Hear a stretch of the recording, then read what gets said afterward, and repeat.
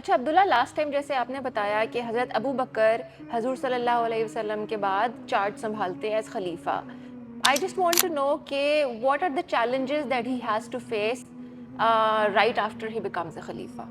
حضرت ابوبکر صدیق کا خلافت کا چارج سنبھالنے کے بعد ان کا تھرو آؤٹ فوکس جو تھا وہ تھا حضور صلی اللہ علیہ وسلم کی لیگیسی کو ایز اٹ از کنٹینیو کرنا، جس میں انہوں نے دو چیزیں کی. اس میں سب سے پہلی چیز جو تھی وہ تھی کہ آپ صلی اللہ علیہ وسلم نے جو اپنی لائف میں ایکسپیڈیشنز بھیجنا سٹارٹ کیے تھے اس کو انہوں نے کنٹینیو کیا، جس میں مینلی ہم دیکھتے ہیں کہ اسامہ بن زید کا لشکر تھا جو بھیجا انہوں نے رومن امپائر کی طرف، کیونکہ رومن امپائر کو اب لگتا تھا کہ آپ صلی اللہ علیہ وسلم کی ڈیتھ کے بعد ہمیں مسلمانوں کی طرف سے کوئی تھریٹ نہیں ہے. تو اس تھریٹ کو اور اس امپیکٹ کو برقرار رکھنے کے لیے آپ نے وہ لشکر بھیجا تاکہ ان پر ایک وہی جو کیفیت ہے تھریٹ کی وہ برقرار رہے.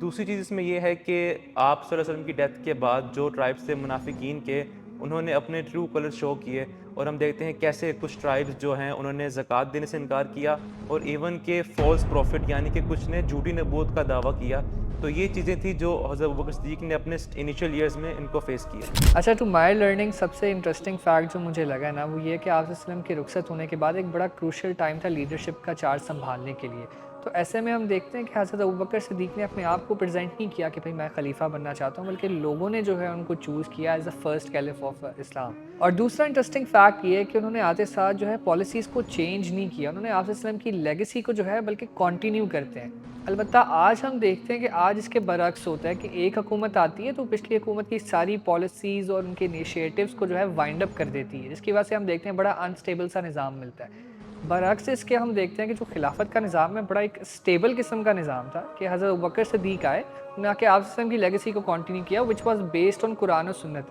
اب کیونکہ قرآن و سنت میں تو کسی قسم کا چینج نہیں آ سکتا، تو وہ ایک جو نظام تھا وہ بڑا اسٹیبل نظام تھا جس کے اندر رائٹس ور سیکیورڈ.